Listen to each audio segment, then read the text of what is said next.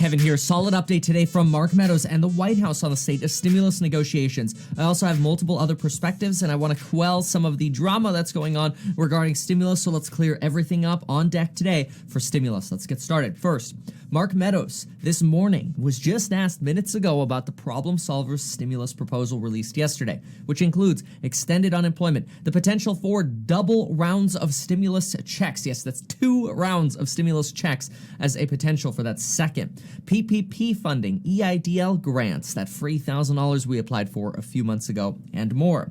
Here's what Mark Meadows had to say this morning on CNBC, and of course, remember to get your free stock with Webull worth up to $1,600. Link down below, just deposit $100, and of course, get your life insurance in as little as 5 minutes. Links below. Mark Meadows, just minutes ago, stated that he believes, quote, "This has moved the needle. This is a very thoughtful suggestion. I read into the details, and not only am I encouraged, but the president himself is encouraged. I spoke to him a few minutes ago, and if this is a serious thought for consideration, then we can get back to the table," getting back to the negotiating table. He went on to say that at $1.5 trillion, it's higher than our number, aka higher than Republicans' number, but this is not a showstopper at the moment. I want to applaud the work of the Problem Solvers Caucus. If Nancy Pelosi is serious about getting a deal done and staying in Congress, then we will stay in Congress as well. Let's get to work. He was then asked, is state and local government funding the number one issue?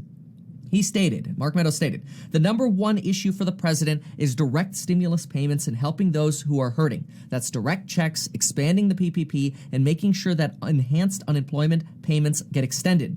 On state and local government, Mark Meadows said $500 billion for state and local government funding is a bit more than what we expected. We expect lost revenues are somewhere around $250 to $300 billion, and we don't want to bail out poorly run government budgets in the states or pension fund liabilities. But as long as there's an actual need, we're willing to pay that amount for state and local governments. Folks, I just want to pause for a second. These are huge changes. They're coming way up from $100 billion or zero for state and local governments. This is a very positive tone coming from the White House. This is very, very good. In fact, Mark Meadows goes on to say, if this proposal are the guardrails, we have something to talk about, and I'm encouraged. That's what Mark Meadows said. He said the president is very willing to sign off on real needs. The CNBC reporter then said, you seem more optimistic than I've ever seen you before. And Mark Meadows said, I've been more optimistic in the last 72 hours than I've been in the last 72 days. Mark Meadows then said, what keeps us apart is smaller than the headlines. Remember, the headlines are saying, oh, a skinny bill, $500 billion, and Democrats want $2.2 trillion. Maybe Republicans will do $1 trillion, and Democrats are stuck at 2.2. He's saying the difference is actually much smaller. And if we take what was just said and what Steve Mnuchin said last week about the Republicans being willing to do a $1.5 trillion deal, if Democrats come down off their $2.2 trillion number, we're very, very close to a deal. Now, Mark Meadows went on to say that Trump is willing to make a deal, but if a deal is going to happen, it has to happen within the next week to 10 days. Then, just minutes before Mark Meadows was interviewed, Donald Trump said the following on Twitter. Democrats are heartless. They don't want to give stimulus payments to the people who desperately need the money and whose fault it was not that the plague came in from China. Go for the much higher number, Republicans. It all comes back to the U.S. anyway, one way or another. Notice what he did there. He slammed Democrats for basically sticking at their $2.2 trillion number, but then in the same tweet told Republicans, just come up, get a deal done. Remember, Donald Trump's red line for a deal is $2 trillion. $2 trillion is really close to 2.2, and this Problem Solvers Caucus proposal could potentially run as high as about $1.95 trillion, or up to potentially $2 trillion. So it's right there. I mean, everything's really overlapping now. And this is clearly pressure from Donald Trump to get both Republicans and Democrats on board. All right. Let's quickly review some of the information that is in this Problem Solvers Caucus proposal. Then what I want to do is I want to take a moment just to clear up some of the negativity, because I read all of the comments, and there's 100% correctness in saying there are a lot of senators casting shade at this new proposal. And I want to clarify that because there's a reason that's happening. But first, let's take a look at the updates really quickly by pulling up the flow chart for this bill. If you haven't yet seen what's in this bill, feel free to just pause when I go through the flow chart, and then you could just read it. Take screenshots. I don't care. The information's for you. I want everybody to be helped here. So, Problem Solvers Caucus. Okay, we know this is the sizing for the bill. A lot of folks had questions about the two stimulus checks. So basically what this proposal offers is one stimulus check by approximately October 7th, somewhere around the middle of October. That would be $1,200 and $500, sort of as expected. Similar income limits as last time are expected. It's unclear what they mean by retroactive payments to dependent adults, so we'll have to wait for that actual text to come out. The second stimulus payment could come in March if we still have issues with COVID. If it goes away, we might not see that second check, but I think we all want to be out of this pandemic. The PPP round 2 and the EIDL funding, the expectation is you would just apply for these the same way we did the last time. You would apply directly through the SBA for the EIDL grants. Remember, those were $1,000 per employee.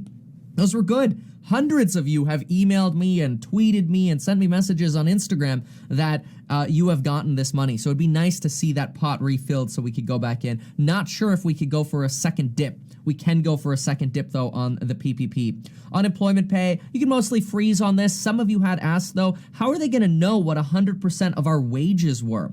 Well, you would have to report that. You'd probably sign something, under penalty of perjury. This is what I've been making. And I'm sure there's some, I'm sure they know. I'm sure they have some fact checker. Main Street Lending Program, they just mentioned they wanted to rectify it. This is with the Federal Reserve, and it's not really being used right now. It's just too restrictive right now. Some more employee retention credits for employers. In aid, we've got election money, we've got rental assistance. This is huge. The rental assistance portion is absolutely huge. We need this. Kind of already have student loan forbearance, at least for federal loans. I do want to quickly just put the phone number up here again for food stamps. Realize that 39.7 million Americans qualify for this. That's about 11% of Americans qualify for this. So if you are in doubt as to whether or not you qualify to get food assistance, take a screenshot of this right here. The phone number's right here for you. Here are the income thresholds. Here are the income thresholds, and here's how much money you could get. I believe this is on a monthly basis, and this current bill would actually boost that by about 15%. When in doubt, call. You're paying taxes. You deserve to request aid when you need it.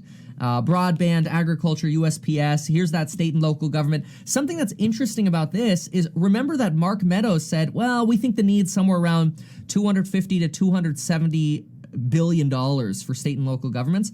Okay, fine. The Problem Solvers Caucus bill is at 500, but if the economy stays stable, it actually takes 130 off, which takes us to 370, which is only $100 billion more than what Republicans seem willing to sign off on. That's really good. Liability protections with OSHA guidelines, nothing on payroll tax. We got the schools thing. You can pause on these. I don't want to reread everything here. Still no mention of heroes pay, salt tax deduction, mortgage forbearance cleanup.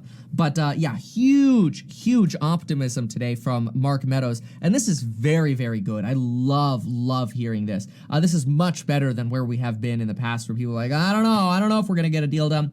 However, that does sort of bring up what's going on with Republicans here and Democrats in the Senate.